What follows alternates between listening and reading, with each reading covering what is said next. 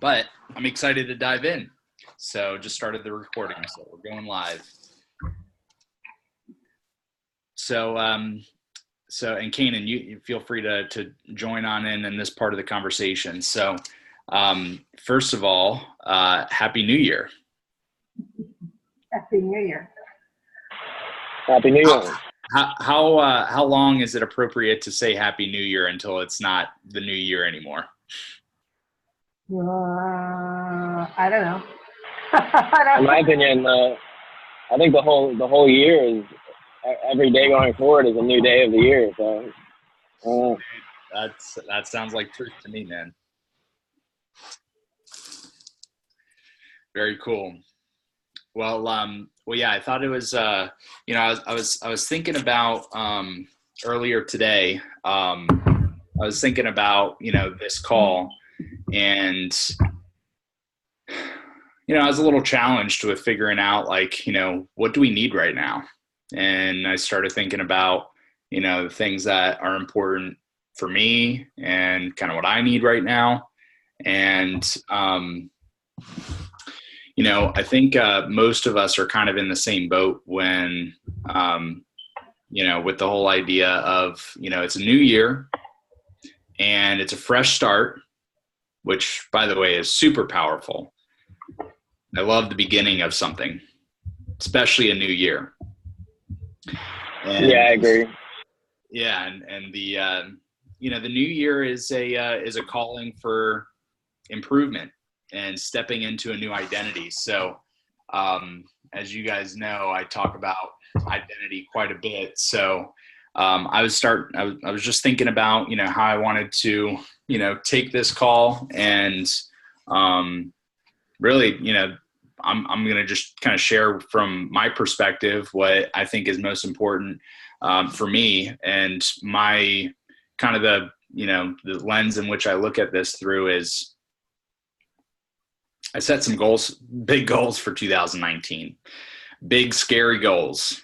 And, the thing that's most empowering about that is, looking at the goal is really not that empowering. It's actually more scary than anything else. But,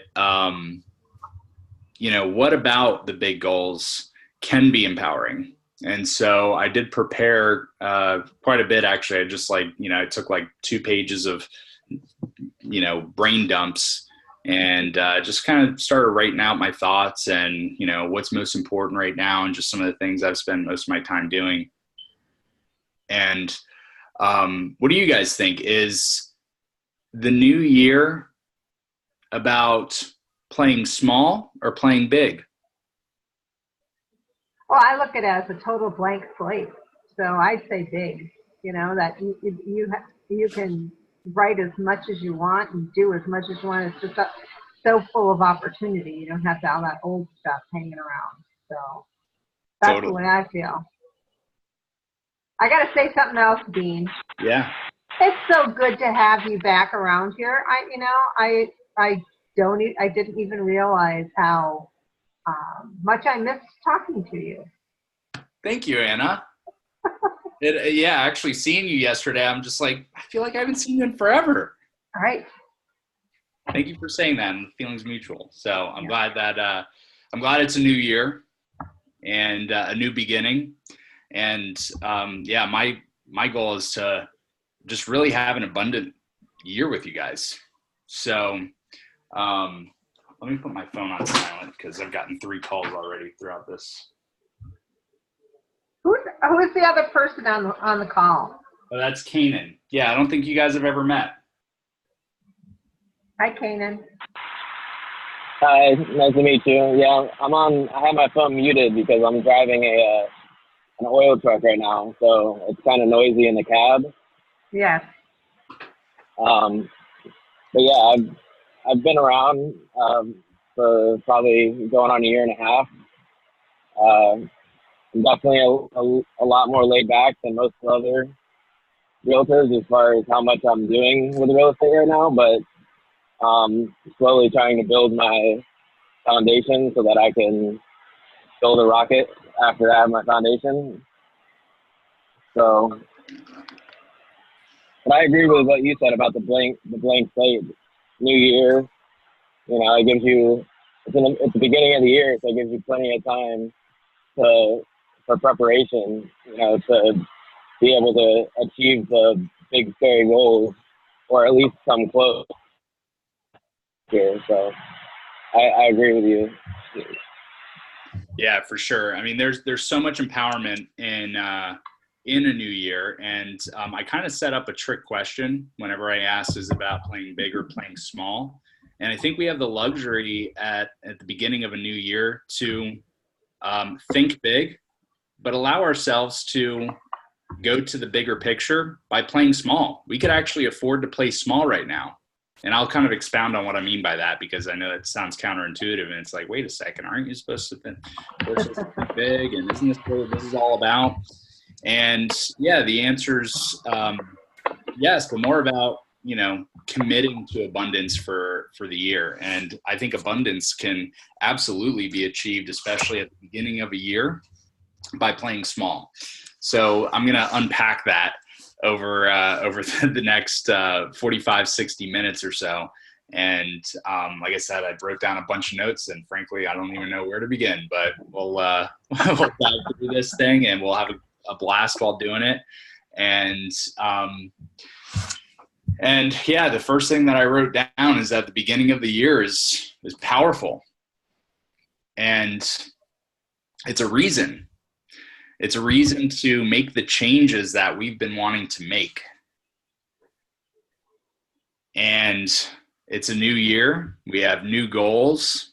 And goals are just really wishes without a commitment behind it. And so that commitment is not just a commitment to activity, which we like to talk about a lot, like, okay, I got to do this number of closings or make this much money or whatever the case may be. But as you guys probably know where I'm going with this, the new year is really about partly to do with your vision, but also mostly to do with your identity. And I wrote down something here about decisions, the decisions that we make. And this is kind of where we'll start the conversation around, you know, why playing it small is a good thing. And the first thing that I wrote down was compounding commitment. So when I think about compounding commitment, it's the force of the small decisions that lead to an abundant year. So, you know, whether it be in business, financial, relationship goals, intellectual goals, those goals can be chunked down to the smallest level right now because we're at the beginning of the year and we have so much time on our hands. And it just gives us a big advantage. If we want to have a great year, it's such an advantage to have this conversation right now. And so that's kind of, you know, where I wanted to take this. We have a full year to reach our goals. And that to me is really exciting because we do have big goals and it's scary to look at. But then when I think about, man, you know, what does it look like each month and each week? And what are the micro commitments that I need to make in order to have the abundant year? And then I look at that and I'm like, that's pretty attainable. And we have the luxury of being able to play it small and have those smaller compounding commitments that end up snowballing into, like I said, an abundant year. But let's go back to decisions. So each decision is either moving us closer or farther away from our goals. And when you think about the small choices that we make on a daily basis, think about those choices as investments into the identity that will carry us through the year. And again, success is not about, you know, what we're doing.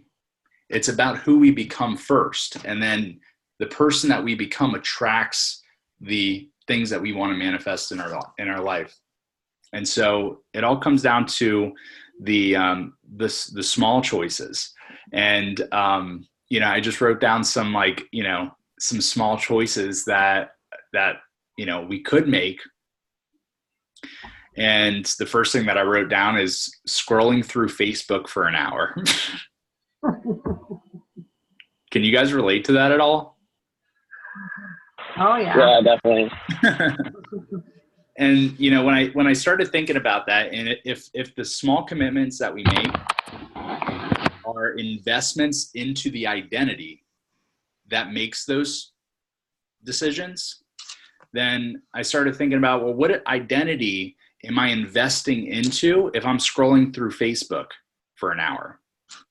And I started thinking about, okay, what state am I in if I'm scrolling through Facebook for an hour? Usually it's a distracted version of myself. And so each time that I spend more time than I need to scrolling through Facebook, the freaking death scroll, that is investing in a distracted identity. The distracted version of myself is being invested in every time that I scroll through Facebook. One of my goals is to lose weight this year. Last year I gained 25 pounds. This year my goal is to lose 25 pounds. So just so I can be back up to normal. And I'm down 5. Yay! But the first 5 are like the easiest. The next 10 are going to be like, probably going to take me 6 months, and then the next 10 after that are going to be, another 6 months. But I digress. And the small decisions about, around that goal are like, well, it's been a week since I've, eaten a donut. So I'm just going to go ahead and eat this donut. And sometimes, like, at least, I think a lot of people can relate to this. When I feel stressed out, or when I feel overwhelmed, or when I feel like I just want to like step away and just like, get into a place of comfort, that's usually the time where I make those decisions of like, I'm just going to grab a donut. Mm-hmm. But then I started thinking about like, man, that decision of eating that donut in that state is investing into a version of myself that runs away and that doesn't, face whatever it is that I'm facing head on. So the good things that we can invest in are like, prospecting on a daily basis. And that is an investment into a more disciplined identity. And the more disciplined, we all have that version in ourselves that's just super disciplined. And that's just a freaking rock and a badass. And by doing that small micro decision, whether it's prospecting for an hour, 2 hours, 3, whatever it is that you need to do in order to stay on track each day, you are investing into that disciplined version of yourself. So just kind of want to open it up to you guys. What are some decisions that we can condition our identity in those things? And then ultimately, why is that important? Well, I mean, totally. I totally understand what you're saying. And it's been with the cold weather, you can make excuses, and it's easy to say, oh, well, I can do it tomorrow, or I can, it's too cold to go out and walk. And, there's all these excuses. And I hadn't thought about it in the fact that, yeah, actually it's an investment away from where I want to be instead of towards. So if you think about everything you do as either moving towards a goal versus away from a goal, it might help make the decisions easier. Totally, yeah. I think what you're saying is spot on, and there might even be another piece to that when you think about, sometimes we like to, just look at the activity, but ultimately we have identities within ourselves, and depending on our emotions, depending on different things and different variations of our human experience, that call to different parts of our identity. And so if we have a part of our identity that is, disciplined, and we also have a part of our identity that is not disciplined or lazy or, lackadaisical, or, the part of our identity that maybe is not the full version of the true presence of who we can be in each moment. So, I think, that's just like anything else. It's like a muscle. And the more that we use each identity, the more we strengthen and condition that identity. So if we practice, it's just like, people that are, have addictive behavior, whether it's, drugs or alcohol or, cigarettes, that is conditioning. Every time that they pick up that cigarette, that is conditioning a version of themselves that is a smoker, or maybe that is running away. Being a smoker, that's just the action, but there might even be something that they're running away from. And ultimately the things, addictive behavior is the reason why we have addictive behavior, because we're running away from something, because we don't feel whole. And what do addictions give to us? They make us feel good. We're smoking that cigarette because it makes us feel good. We're getting high because it, makes us feel good. And oftentimes that's just us running away. And so each time that we do that, we're conditioning that version of ourselves that steps away. And that just kind of says, you know what, I'm just going to detach from this and be in my own bubble and feel good. And that's just one example of it, but it could be, like I said, blowing off prospecting for a day. Well, each time that we do that, we're making an investment of that non-disciplined person, or that non-disciplined identity that we have within ourselves. And to fully own the identities that we have is also, that's kind of the first step in making any sort of change, and having that awareness around, okay, how am I showing up right now? And the identity in which I'm holding right now, is this the identity that is fully aligned with who I am and who, my desires and what I ultimately want to manifest in my life? So what are your thoughts on that? Any ahas or anything that kind of pops up for you guys?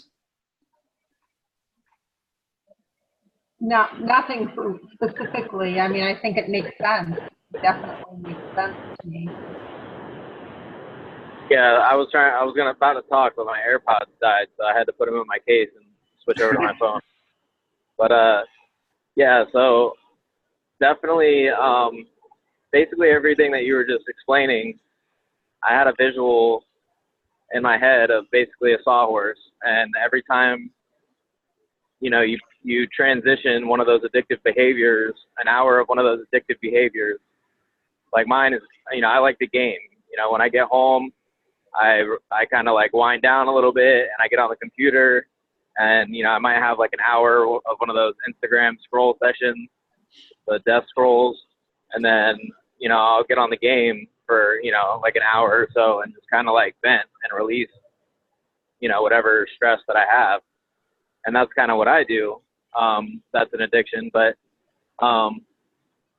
moreover, it's what I saw visually was a sawhorse, and every time you transition an hour or two of that, one of those addictive behaviors into the identity that you want to become, your balance as far as where you sit on the sawhorse rises on whichever side you're investing in.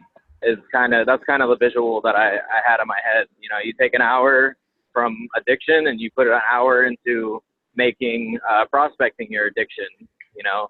But prospecting in some people's minds might not be as enjoying or as entertaining as doing something that they love doing, but it's actually investing into the other side of the spectrum. Yeah, I love that analogy, dude. Thank you for sharing that, man.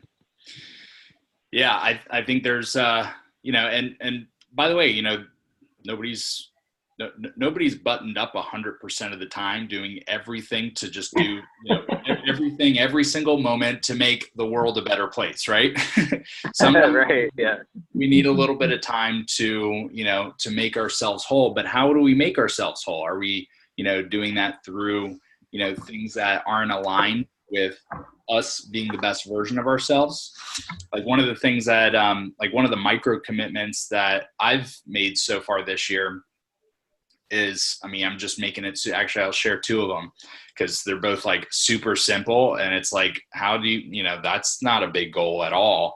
But I know that if I just commit to these things on a daily basis, life's just going to be better. And it doesn't have to be all or nothing. It can be just a little bit each day that ends up compounding, versus like, oh, well, if I can't do it 100%, if I can't spend 2 hours working out each day, I'm just not going to work out at all. Right. So we all have those thoughts sometimes. And like, for this year, my goal has just been to sweat every day. And that's all I did. Actually, today, I had a really early meeting, so I didn't get a chance to go to the gym. So I just did like 100 push-ups in a row until I felt that bead of sweat.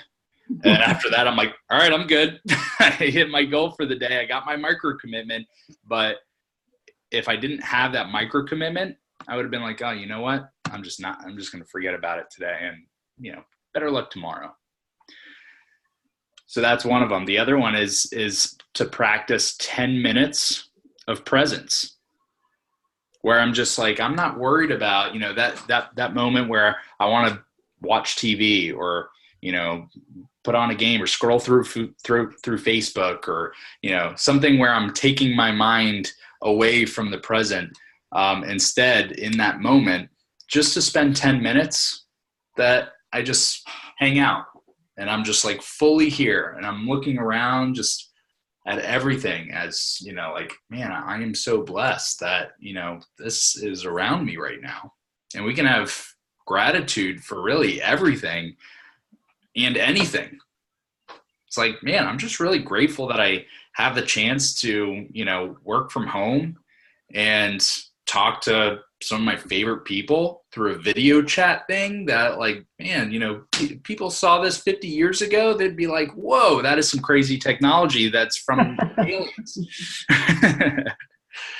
So like, finding enjoyment, and like the things that we take for granted, like the sun coming up each morning. Like, man, I'm just really glad that sun hasn't burnt out yet. Or I'm just really glad that this heart that has been beating in my chest since the year I was born and has not stopped.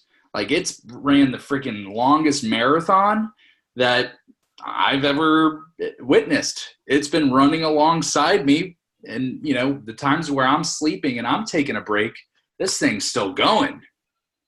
And man, I'm really grateful for that.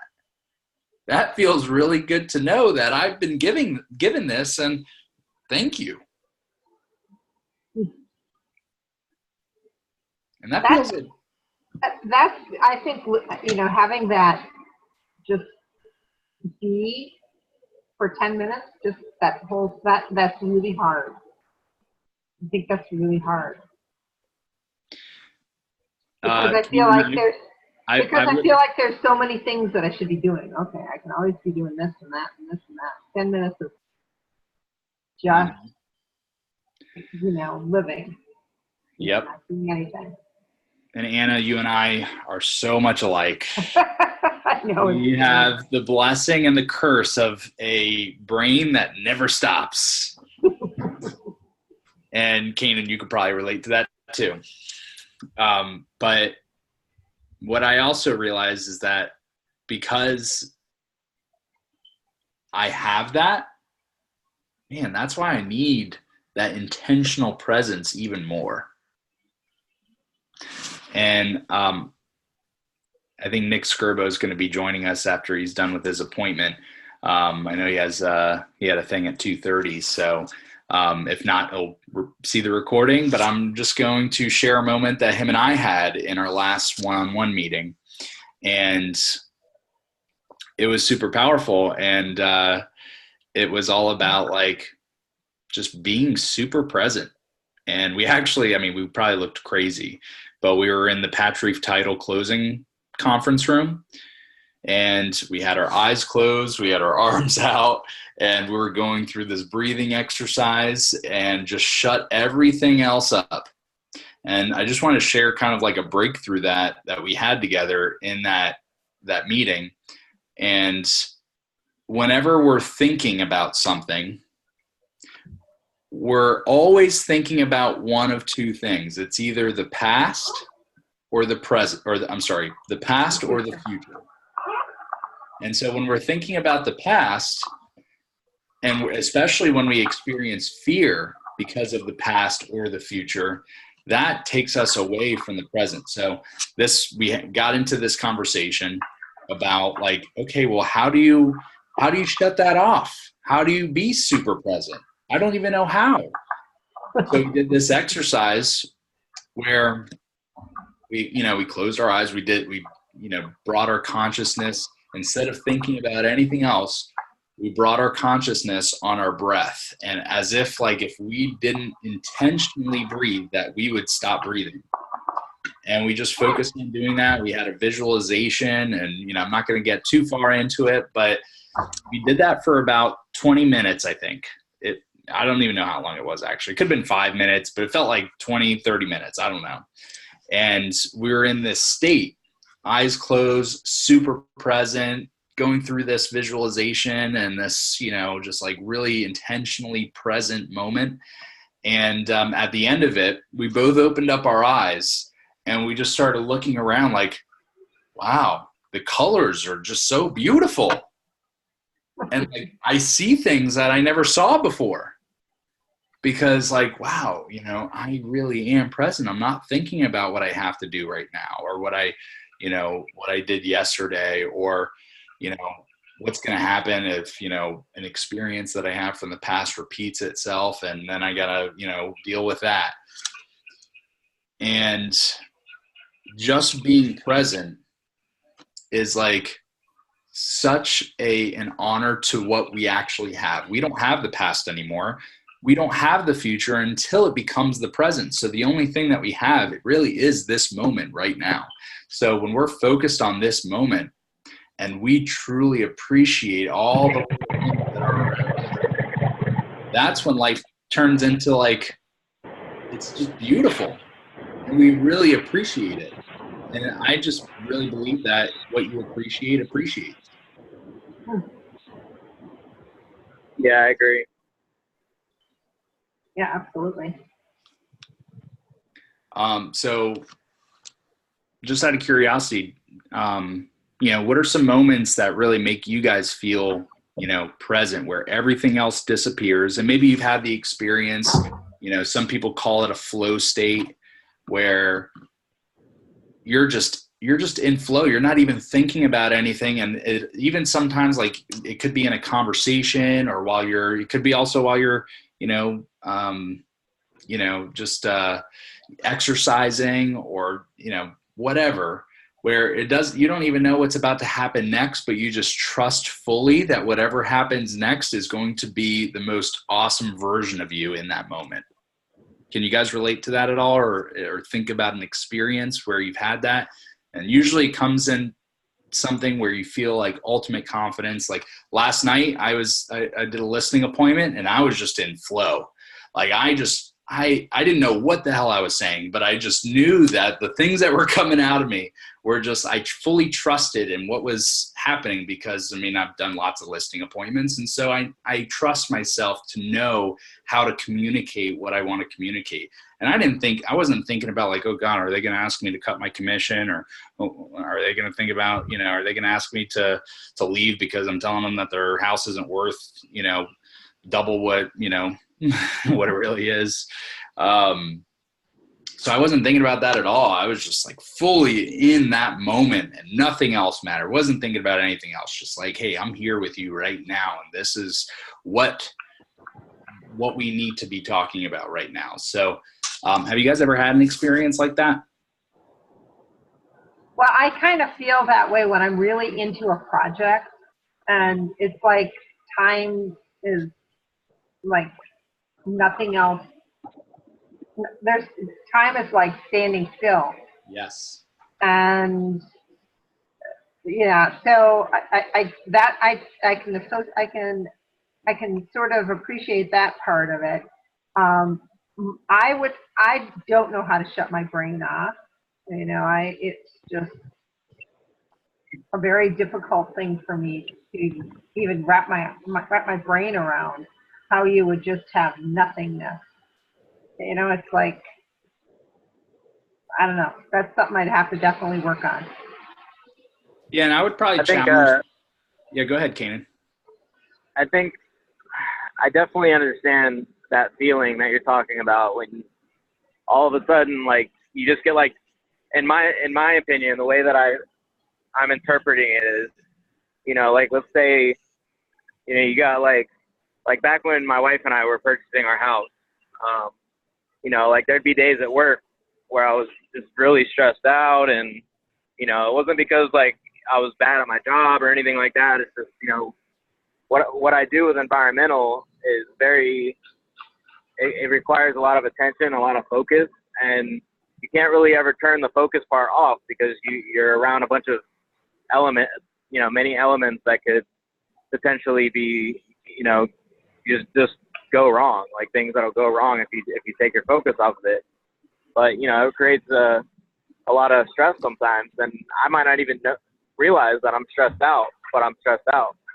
And there's this feeling that I would get when I would be like, it would just pop into my head and be like, we're about to have a house, we're about to have a lot more freedom than like living in an apartment, and everything that comes with a house. That's amazing. But at that moment, this is only one specific thing, but I'd get like this overwhelming feeling of just like positivity, and I feel like it would just the momentum that built up within that one thought would carry me through the rest of the day and almost completely eliminate whatever stress I felt I was going through, because it was very like it's like I took 30 seconds out of my day to just reflect on the future and what's coming in the future. And it was almost like I don't know if that's kind of what you're saying, as far as like a kind of just that feeling where you get into it and you just have like it's almost like an energy, but you have to pull it out yourself. You can't just always depend on it coming to you. You gotta, like, if the thought goes through your head, you have to pull it out of the,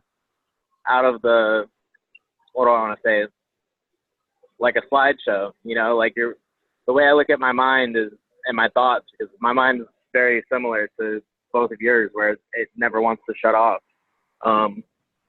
But, as these thoughts are flying by in my head, it's almost like you have the choice whether or not you can pull that one image out and hold on to it for a couple more seconds and kind of dive into that file of your mental state at that moment.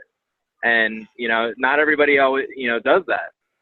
All day you got this slideshow just flying by like a reel of photos, thoughts and stuff that, past, future, very rarely present.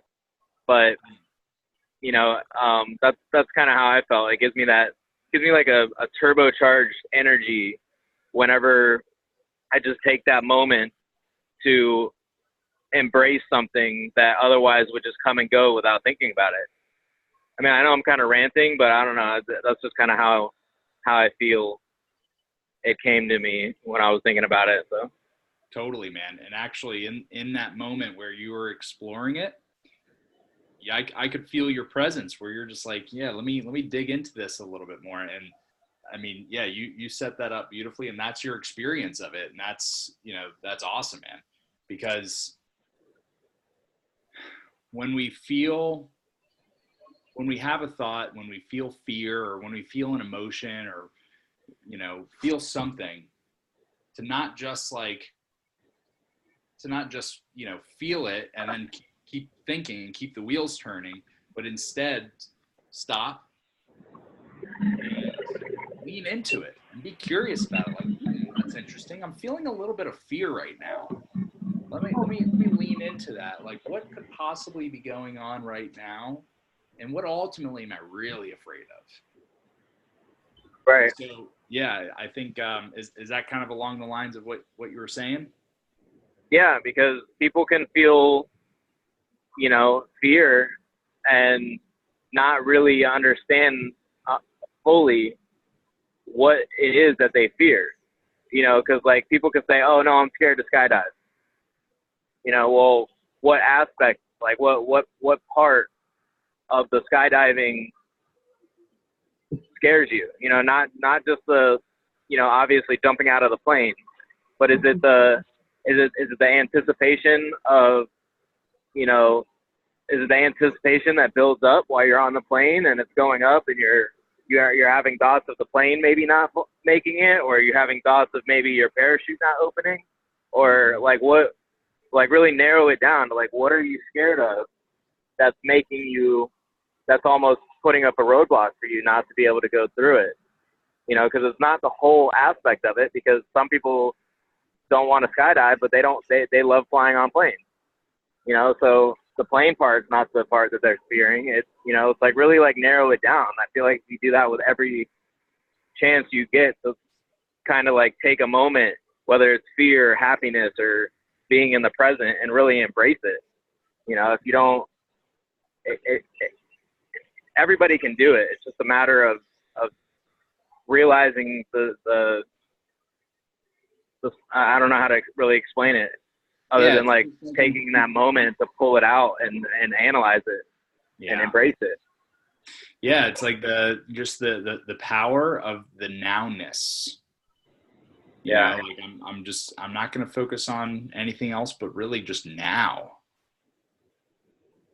You know, what am Because I I do that all the feeling? time, you know, Right now? on like a daily basis. When, you know, I go home, I don't want to say a daily basis, but I'd say most of the time, like I have a long day. I wake up at 5, you know, I work all day. I end up getting home around, you know, 5:30, 6 o'clock, sometimes later. And, you know, the first thing I do is walk out the backyard most nights with my puppies. I have 2 little dogs, and, you know, I just walk out there and, you know, I'll grab a beer, and, you know, I'll sit there and just kind of like, I know it sounds kind of frou-frou, but I'll sit there and watch my little, you know, puppies run around the yard, and just kind of almost try to like sync with their mindsets, you know, because their most exciting part of the day is when their you know, their pack members come home and they get to spend time with them. So when I'm sitting out in the chair in the yard, and I'm just, you know, I'm just kind of like, I feel like a very strong present feeling when I'm doing that, because I'm not thinking about anything but how happy my puppies are to see me. And, you know, just like, I don't even think about the day. I just sit there and just kind of look at the trees blowing around and the wind and stuff. And it's really important. Going back to what you said, where like you feel like it's not whether or not you want to do the present thing.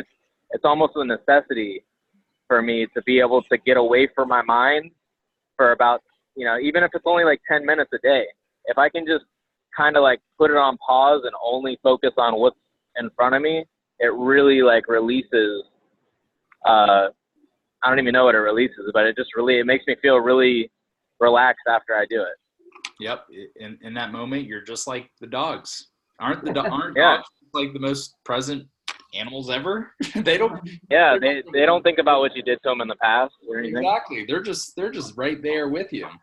So yeah, I mean that's a perfect kind of. I know we kind of went down the rabbit hole there, but I mean those are some really good, you know, observations and, you know, levels of awareness, and just a great conversation around the investment that we make into the present identity that we all hold. The identity that we hold that is the most present.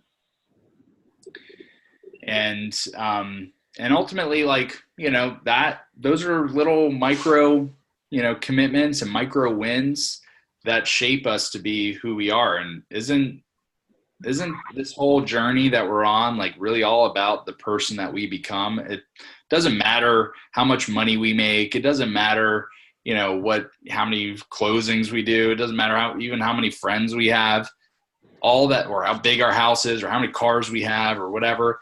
The only thing that really matters is just who we become in the process. And then all the things outside of that, you know, just kind of fall into place exactly, you know, which is exactly a reflection of who we have become. That's a really good point. I think I can relate to that in the sense of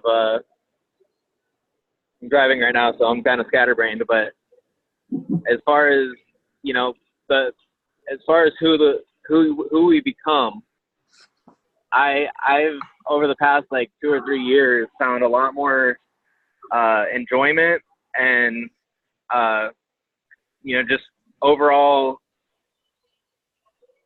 a huge feeling of fulfillment from personal gain, as far as, you know, learning who I am and, you know, just becoming a better person and just being very happy that I have a mind that allows me to accept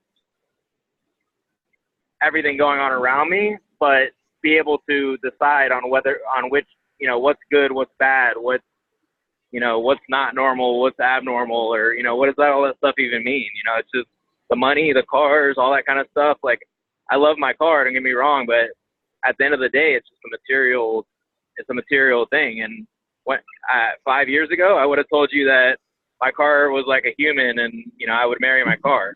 You know, that's just how much I love vehicles. But yeah, I mean, now I've gotten to the point where I really would marry your car. I love your car.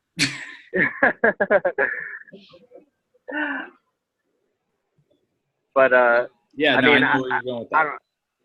Yeah, I mean, I love my car and material things, but at the same time, I'm not attached to them, if that makes any sense.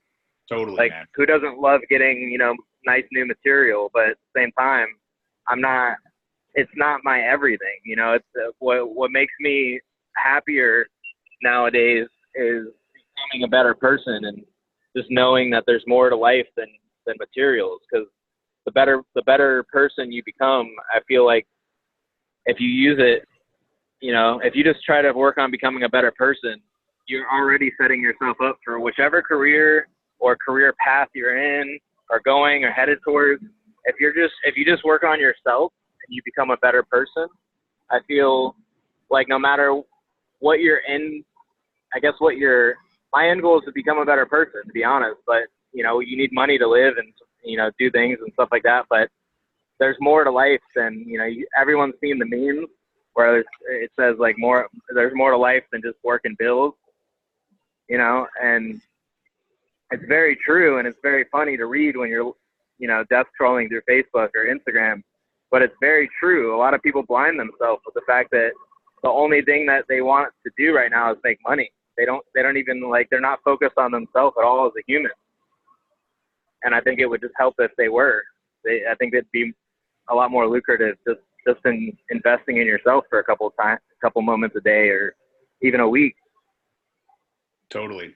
Yeah. And I mean, most people that have gone through, especially in business, you know, and people that have gone through the journey, like if you talk to a lot of people that are seasoned, and especially those that, you know, have been in business, they'll tell you, hey, money comes and goes, but the skills that you acquire and the person that you become, nobody can take that away from you. That's the part that you will always have forever. And how we show up on a daily basis is conditioning that person.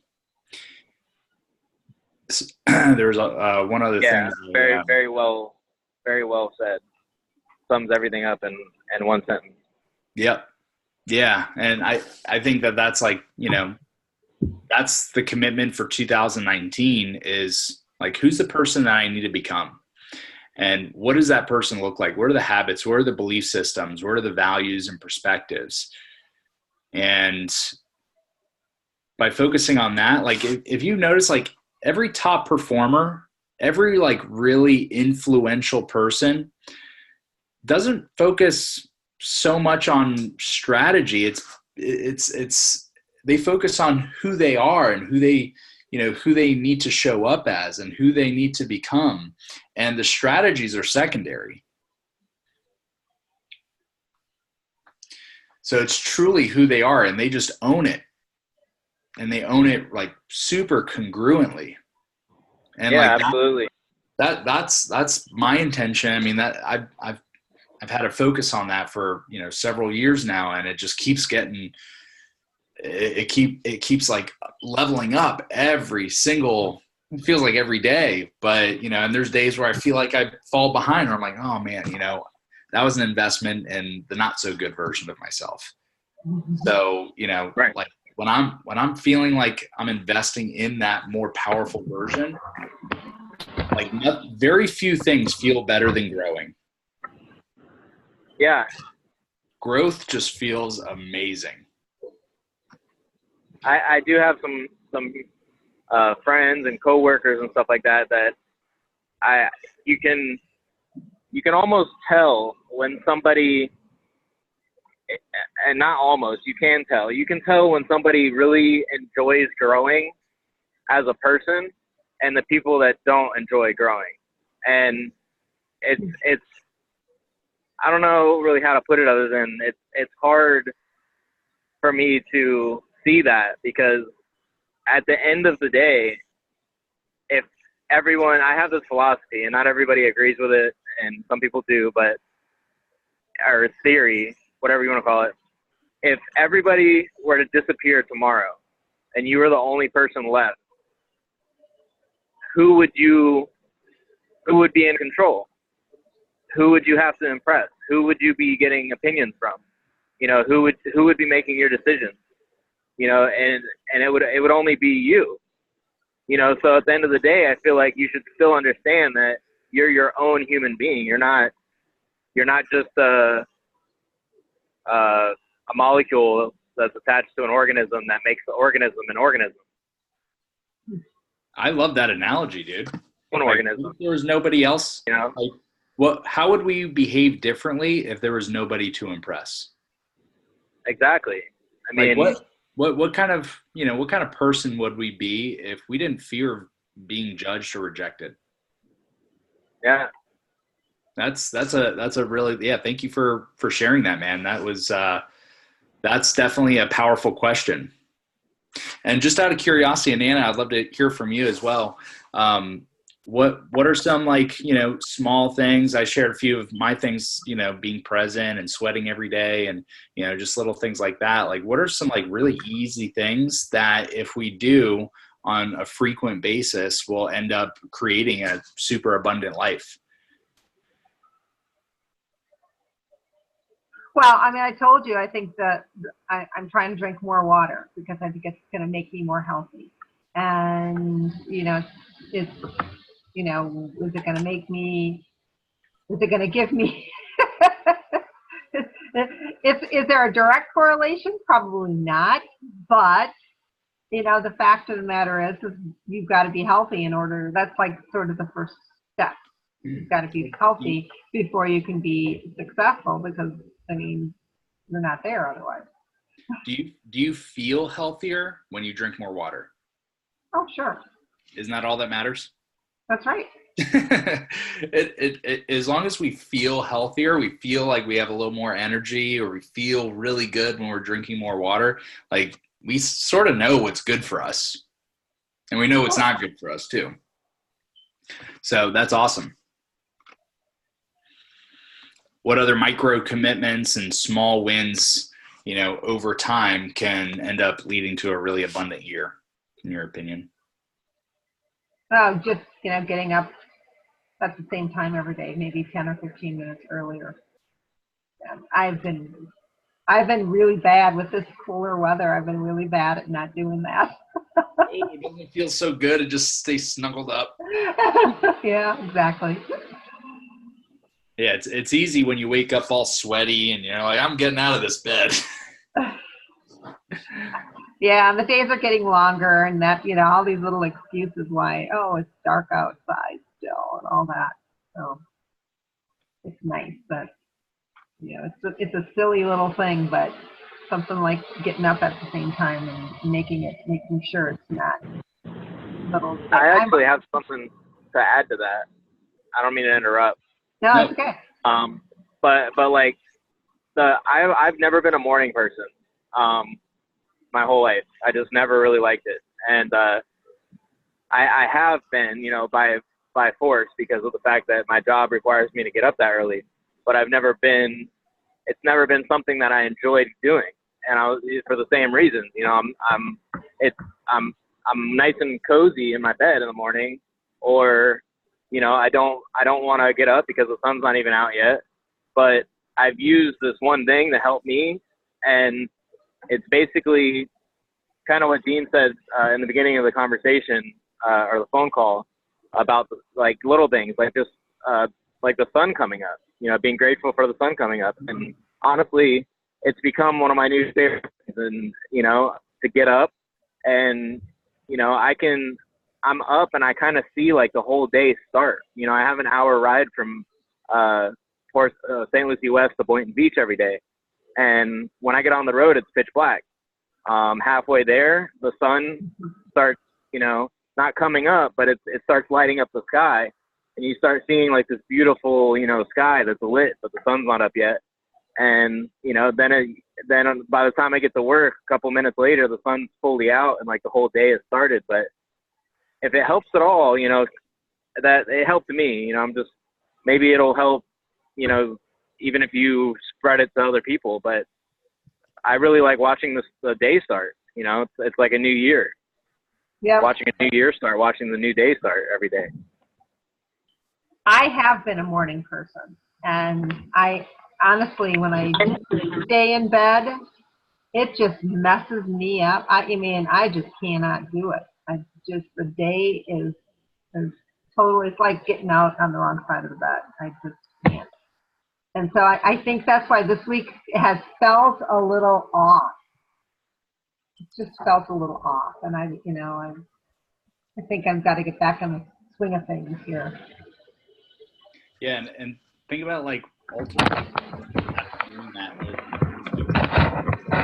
Taking on this because this is a great conversation, but like, what about like how after doing that for over and over and over again and just conditioning that muscle and conditioning that identity, like how would that change not only your life, but the people's life around you?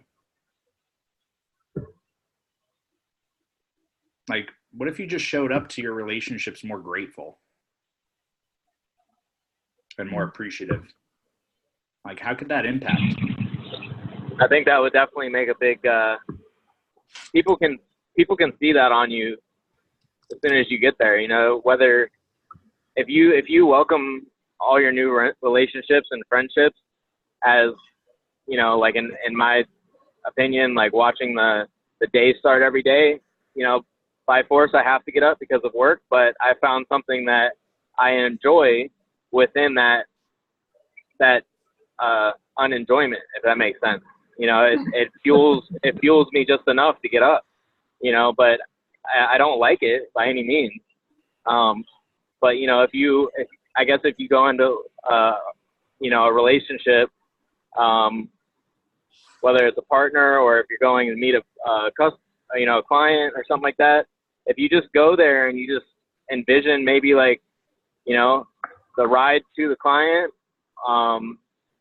and then, as you're getting there and when you get there, just imagine like a sun rising, it's either it's going to rise and it's going to set. Just how long of that moment are you going to be able to enjoy? It's going to be an hour and then it goes sour and they get mad at or they get upset because you say their house isn't worth what it is, what they think it is, or is it going to, blossom into some beautiful opportunity? Either way though, you went into it with a positive mindset. Is that kind of what you're saying? Yeah. I mean, I think just showing up in that state like allows you to have more influence as a person, and you know, like influence the day versus like allowing the day to influence you. And you know, that's a microcosm of, you know, the entire human experience, I think.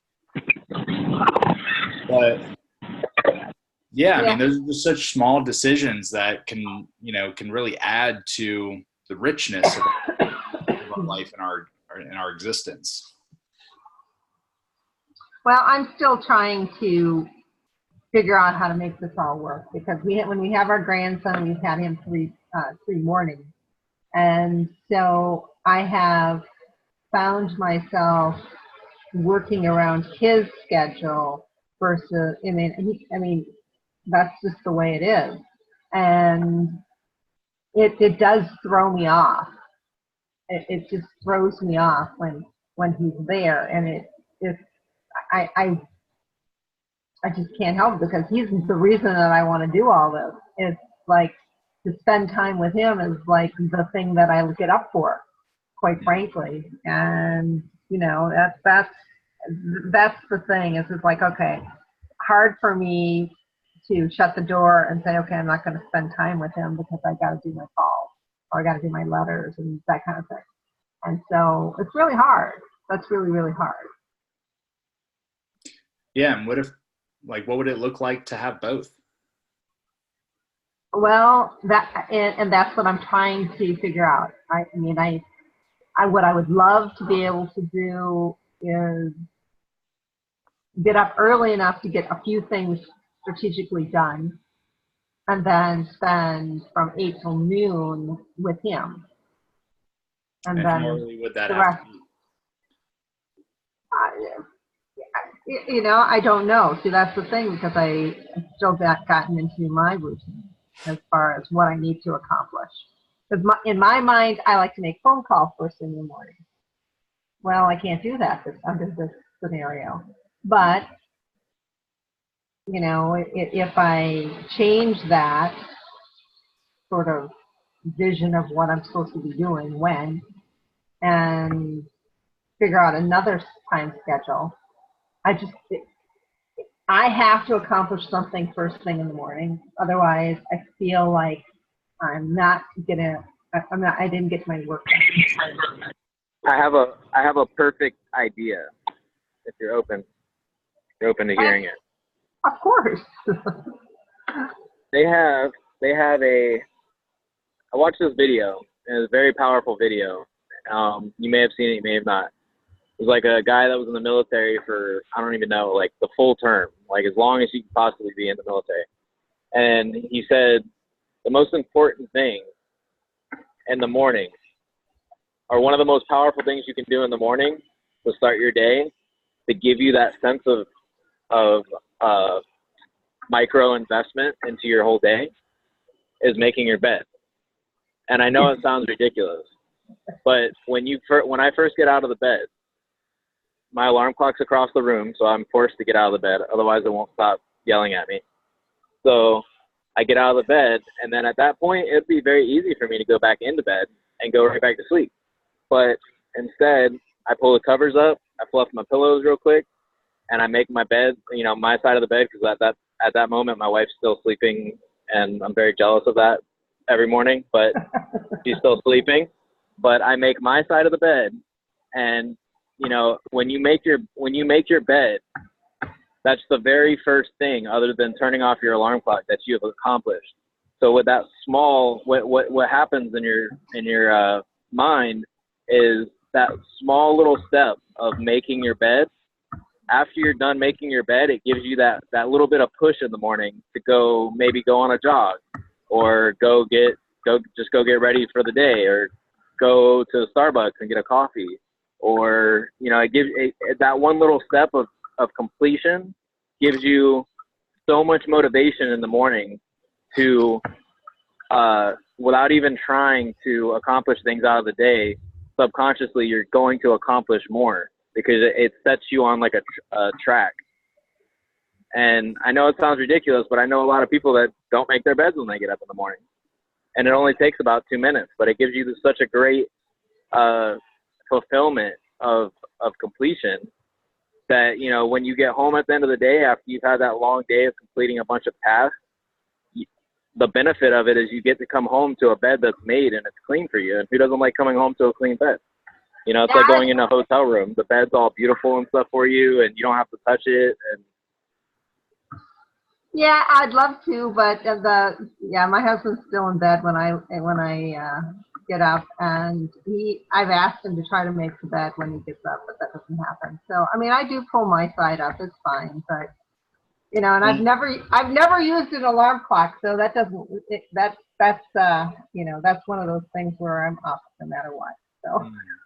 Yeah, I love that. I think the book that you're referring to is just called Make Your Bed. I saw it on Facebook. Yeah. Yeah, because I have that book, but I don't know if it's written by, I read it a while ago, but it's in my bookshelf. But there's so much that I love about that. And let me just share this. What I love about it is that we all want to feel like we won first thing in the morning, right? We all want to feel like we're building that momentum. Right. And, you know, sometimes, you know, like in your situation, Anna, sometimes there's things that get in the way, that the thing that you really, really want to get accomplished just simply can't be done. But that's also, you know, there has to be something else that we could do to still make us feel like we won. Right. You know, to say, oh, well, I can't win the day now because I didn't do, you know, this particular thing. Right. There's so many other things that we might be able to do to give us that same feeling of accomplishment. And maybe, you know, something that you would normally do at 6 o'clock in the evening, you could do in the morning. And then the thing that you wanted to do in the morning, you could do in the evening. You know, obviously that's just one solution around that, but there's just so much wisdom there. It's like, man, making the bed takes a certain level of discipline. And when I make that micro investment into the disciplined identity of myself that happens to behave in such a way where the bed gets made, you know, and, you know, I wake up, you know, on time, I don't hit the snooze button or whatever, you know, whatever those behaviors look like, that are the identity aligned with your true abundant self. That's how we can say, okay, if I just do that, I won. And that's, I think, what this conversation is all about. You know, we fall victims so often to, oh, I didn't make 100 calls this morning before 8 a.m. and I have failed. And now I'm beating myself up over it, right? That the whole conversation is like, hey, if I could just do 10 push-ups and break a bead of sweat off my forehead this morning, I won. I'm good. I've got momentum, baby. So, like, what are those that we can make? For sure. Exactly. And that's one of them. And that's kind of like that's the thing about it that I love so much is it doesn't have to be something, you know, and I can relate to what you're saying, Anna, which is, you know, when you get up in the morning, you have to accomplish something. Otherwise it just doesn't work. But the micro investment here is that you pick something that is, no matter what, you're able to do it, you know, and by completing it, even if it only took 3 minutes, you've completed something. And that it's that one little feeling that gets you to your next goal, and then your next goal, and then your next step. And then before you know it, the day is over and you're coming back to a clean bed, and you're also, or, you know, maybe it's waking up making coffee, or, you know, waking up and doing something that only takes maybe 2 minutes of your time, but you know you're going to complete it. But just by doing it and completing it, you get that, what Dean's explaining is that self-starter. You know, it's like an igniter for yourself in the morning. Or maybe in your case, drink a bottle of water first thing when you wake up. Yep, I do. Yeah, now it's this cold weather this week. I'm just feeling like this week has been a bad week because I didn't do my walking like I usually do, and I'm off and blah, blah, blah, blah, blah. But other than that, it's fine. I know what I need to do. It's just it's just one of those weeks that I feel like It's a lot easier said than done, for sure. Currently I'm in a habit of it, so it's working for me, but it's a lot easier said than done. I agree. And what would it have to look like for those things that, we really want to do, that, we don't do it every day, we do it on the days that we're really on and that we're, like the best version of ourselves the moment that we wake up. But what would it look like for even like the halfway version of our best self to still win, to at least be like a little bit in that direction? Doesn't have to be a lot, doesn't have to be the full Monty, but what would be like a micro win? 60 seconds of meditation. Actually, here's another one that I just started. When I'm in the shower, the last 30 seconds of the shower, I turn to like really cold. And the last 30 there's supposed seconds, to be a lot of benefits to that too. Yeah, supposedly there's a lot of benefits, but the thing that I really like about it is like it just makes me uncomfortable. And I'm willingly opening myself up to discomfort. And I love that because I'm like, man, sometimes those things right outside the comfort zone are the things that are going to make me be the best version of myself. Oh, God. Yeah. Yep. It sounds crazy, but the stuff like that, I agree. You do, if you're bold enough to turn the shower knob to ice cold for the last 30 seconds of your enjoyed shower, then you're going to be bold enough to be able to push something else just a little bit further out of your comfort zone, and it's going to complete you a little bit more every day, which leads back into that micro investment. Totally. And actually the days that I don't do it every single day, I do it more often than not, but there's some days, actually this morning I didn't do it. Yeah. This morning was way too damn cold. So I was cold up, I got up really early. I was cold waking up, and I think I turned the shower on this morning hotter than I've ever turned the shower on.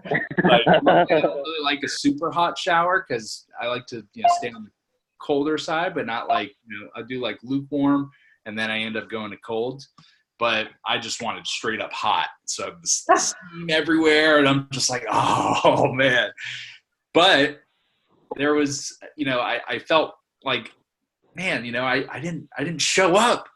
And so, that's like throughout the day, I'm just like, all right, it was like an open loop that I just needed to close. And that's why, I just like all of a sudden just did like, I just need to do 100 push-ups, just screw it. Let me just do it. And so that made me feel like I won the day. I feel like I cheated myself this morning. It felt so good, but I cheated myself. And so just to redeem myself a little bit, I'm just like, all right, I still got it. I still won. I'm not, I didn't cop out completely. So I like took joy in that, that 100 push-ups, felt the bead of sweat. I'm good. But like the days that I don't do that exercise, where that I don't do the cold shower, I just feel different. I just feel like I'm just showing up kind of a weaker version of myself. And I remember somebody saying, my good buddy Aaron from back in the day, and I don't even know where he got it. I don't even know if this is really what he said, but what I heard was, how you do one thing is how you do everything. And I'm like, oh my God, that's so profound. And so like, if I just like keep that level of attention to one thing, it usually ends up, kind of spilling over into other things in my life. And like, if I start off the day doing, being really present, I just find myself being more present throughout the day. If I'm constantly getting these micro commitments knocked out of the way, I'm usually good with the bigger commitments too in those moments. Yep. Have you heard of that thing where they, at certain workplaces and big companies, they do like I don't remember what they call it, but it's like a care test. And basically they haven't interviewed they have a person that's getting interviewed, and they basically have like, everything's clean. Like the whole place is clean, office clean. And they put like a little piece of paper or something like that, like trash, that's like very noticeable, right in front of them so that they notice it. But like it's there before they come into the office. And apparently it tests whether or not the person cares enough about that interview to get the job. Subconsciously, do they care enough to pick up the trash to make the floor look better? And it's almost like like when I'm at my workplace, granted, I want to become a realtor in the future and be full time. But in my workplace, I've always been like that. If I'm walking through the parking lot and I see, trash, I'll stop and put my things down and pick it up and go throw it away. And I do that because I take pride in what I got and where I work and stuff. Because at the end of the day, it's where I spend most of my time, and it's just something that I do, but that's how I treat everything. So it's pretty cool interview aspect that some companies do, and you can actually feel it, and it tells them a lot more about you than you even know. Dude, yeah. So, I've never heard of that before, but that's really interesting. I'm making a note of that right now because I want to look that up and kind of hear. Yeah, because if you don't care about picking up or making, it's not even so much about caring about the company in your first interview. It's just about you as a person. If you pick up trash because the trash doesn't belong on the floor, then that means, it probably means that it's not guaranteed, but it usually means that you're careful. You also pay attention to details. And if something's out of sort, you put it back in sort, which is, putting the trash in the trash can where it's supposed to go. But, it's just taking initiative to pick up a piece of trash and throw it away. Yeah. It's just the little things. And that's, I think, and kind of going back to the whole idea of this call is those little decisions make a big year. And so what are the decisions in your business and in your life in general that are going to lead you to those big, hairy, audacious goals that, we look at the goals and we're like, geez, where do I even begin?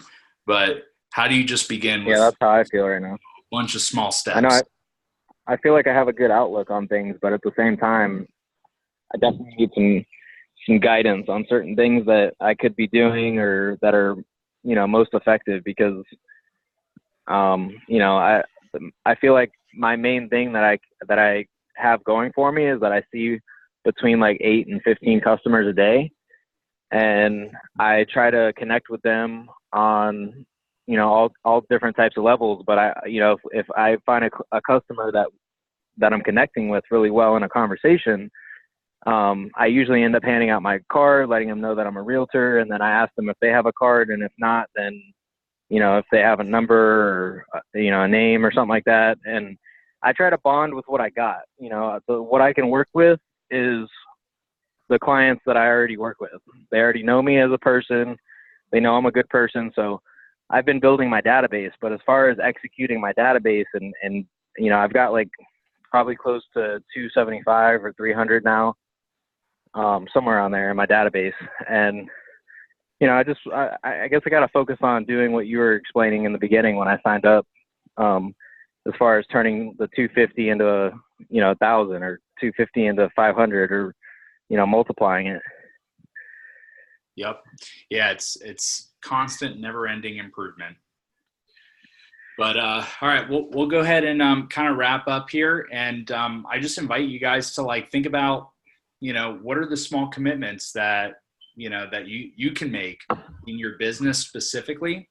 And that's a great point to end on, Kanan, because how many people per day can you just add into your database that are going to end up resulting, if you just do one person a day for the whole next year, 365 days, you're going to have 365 more people in your database. That's just one person a day. Yeah. So, think about those micro commitments, and I would just invite you to share that with me whenever you kind of put some thought into it. And you know, what that looks like in your integration of how you do that. So, you know, is it having 30 seconds of cold water in the shower? You know, like if that's making you feel more, you know, more powerful, go for it. Right? If waking up For on sure. time or waking up 10, 15 minutes earlier is going to make you feel more powerful, go for it. Whatever's going to give you power by just like a very small decision, something that's so easy that it's almost hard not to do it. So I just invite you guys to think about that and share that with me. And would love to know your reflections on that. But thank you again, guys, for a great conversation. And it's Thursday. It's pretty much exactly the middle of the month. And let's see what we can get done to finish off the first 8% of the year. That sounds good. I think it's like 8.5. Sounds good.